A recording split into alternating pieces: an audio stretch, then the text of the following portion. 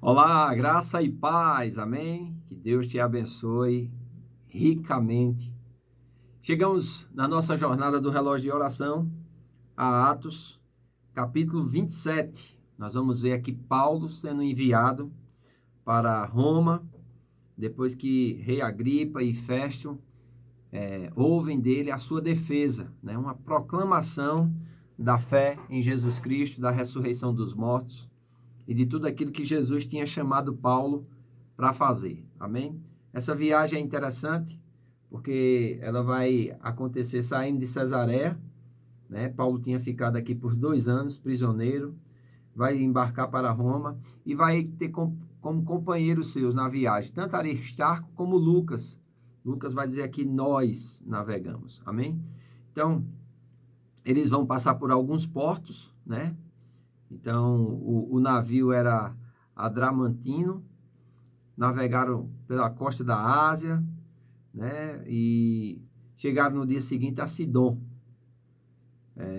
Diz que Júlio, tratando Paulo humanamente, lhe permitiu ver os amigos e também para que eles pudessem receber cuidado. Então, Paulo era mais um prisioneiro político, né? E o centurião que o guardava tinha grande estima por Paulo. Então, deixava eles ver os companheiros, deixava Paulo comunicar a sua fé, amém? E eles continuam navegando.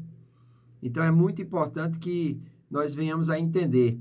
Ali o centurião vai encontrar um outro navio que vinha de Alexandria e ia para Roma. Então, eles mudaram de barco, né? E como muitos dias, eles navegavam vagarosamente, havendo chegado apenas de fronte de Sínido, não nos permitindo o vento ir mais adiante.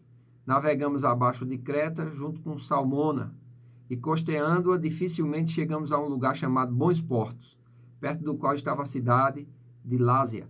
É interessante que nesses bons portos aqui, Paulo vai trazer algumas instruções, tanto para o comandante como para o centurião.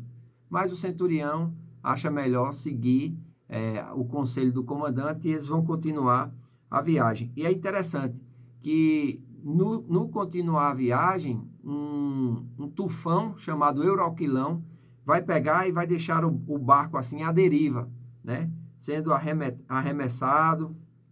É interessante que eles vão ficar sem saber aonde estão, amém?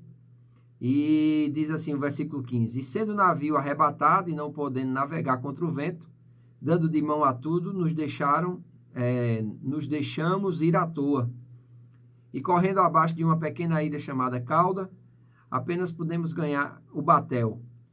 E levando este para cima, usaram de todos os meios, cingindo o navio, temendo dar a costa na Sirte, emanada as velas, assim foram à toa.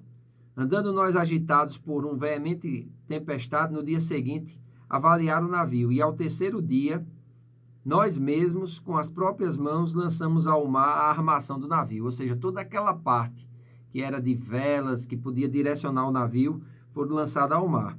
Amém? Então, eles estavam realmente numa situação muito difícil. Versículo 21 diz, havendo já muito que não se comia, então Paulo, pondo-se de pé no meio deles, disse, fora na verdade razoável, varões, terem me ouvido e não partir de Creta, e assim evitariam este incômodo e essa perdição. Veja, um tormento para Paulo e para todos os do navio, ele chama de incômodo e permissão, e perdição, amém? Porque diante de não ter seguido o conselho do homem de Deus, toda a carga vai ser lançada no mar e vai se perder. E o navio também vai naufragar. Mas Deus vai dar a Paulo todas as almas que estão ali. Deus mostrando sua misericórdia, mostrando seu amor, revelando seu caráter de bondade.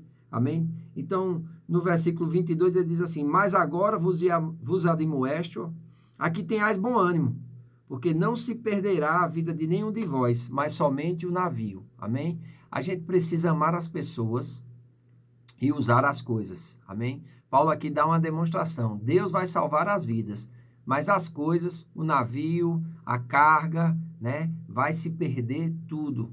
Por amor a Paulo, Deus vai intervir e vai salvar as vidas.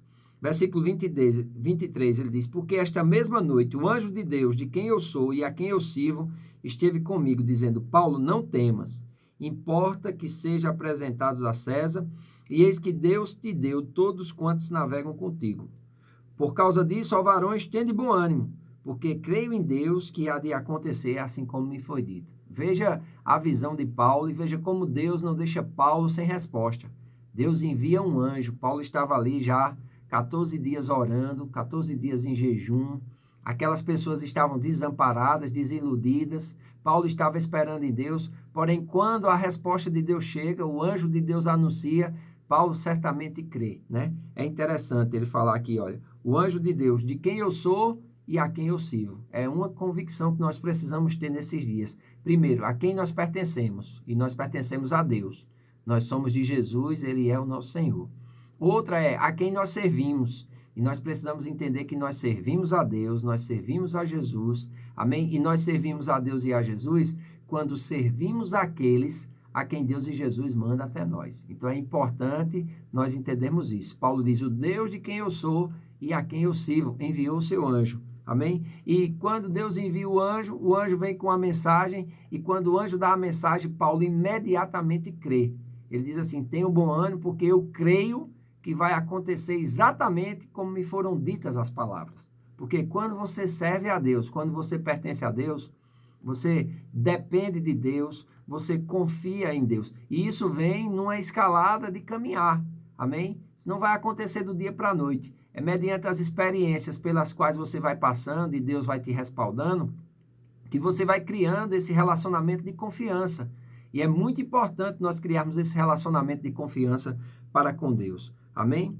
Ele diz assim, contudo necessário irmos dar numa ilha. E quando chegou a 14ª noite, sendo impelidos de uma a outra banda do mar de Ártico, lá pela meia-noite, suspeitaram os marinheiros que estavam próximos de alguma terra. Lançando o prumo, acharam vitebraças. Passado um pouco mais adiante, tornaram a lançar o prumo, acharam crisibraças. E é interessante, eles começam a ver isso, eles começam a temer e querem fugir no bote. E Paulo diz para o centurião, ó, se eles fugirem no bote, eu não me responsabilizo pela vida dele. Deus disse que eram aqueles que estavam no navio. Irmãos, cuidado com o movimento que está acontecendo, chamado de desigrejados. São pessoas que quando veem a igreja passando por uma dificuldade, eles lançam mão do congregar, eles lançam mão do estar juntos, amém? A igreja é uma família, a igreja é um exército, e juntos nós somos mais fortes. A igreja é um corpo, onde cada membro depende do outro. A Bíblia diz que aquele que se isola, busca o seu próprio interesse e insurge-se contra a verdadeira sabedoria. Não é correto abandonar a igreja quando a igreja precisa de seus membros, amém? Então, Paulo vai trazer essa admoestação. E é interessante que Paulo vai fazer isso. Aí, versículo 34, ele vai dizer assim, exorto-vos aqui com mais alguma coisa, pois é para a vossa saúde, porque nenhum cabelo cairá da cabeça de qualquer um de vós. Havendo dito isto, tomou o pão, deu graças a Deus e partiu na presença de todos. Partindo, começou a comer. E tendo já todos bom ânimos, puseram também a comer. E éramos ao todo no navio 276 almas. Refeitos com a comida, aliviaram o navio, lançando o trigo no mar. E sendo já dia, não reconheceram a terra. Enxergaram, porém, uma enseada que tinha praia e consultaram se deveriam encalhar nela o navio. Levantando as âncoras, deixaram ir ao mar, largando também as amarras do leme e alçando vela maior ao vento, dirigiram-se para a praia. Dando, porém, no lugar de 2 mares, encalharam ali o navio e fixa a proa, ficou imóvel, mas a popa abria-se com a força das ondas. Então, a ideia dos soldados foi quem matasse os presos para que nenhum fugisse escapando a nado. Mas veja o versículo 43. Mas o centurião, querendo salvar a Paulo, lhes estorvou este intento e mandou que os que pudessem nadar lançassem-se primeiro ao mar e se salvassem em terra, e os demais usassem taubas e outras coisas do navio. E assim aconteceu, que todos chegaram a salvos na ilha. Amém, irmãos? Olha que coisa linda, 276 almas foram salvas por causa de um homem que pertencia a Deus, que servia a Deus e que confiava em Deus. Amém? Eu e você precisamos ser esses homens de Deus, que servem a Deus, que pertencem a Deus e que confiam em Deus. Amém? Amanhã nós vemos o capítulo 28, encerrando a leitura do livro de Atos. Espero que você esteja sendo abençoado. Compartilhe esse vídeo com o maior número de pessoas possíveis e que Deus te abençoe. Tenha um bom dia de trabalho em nome de Jesus.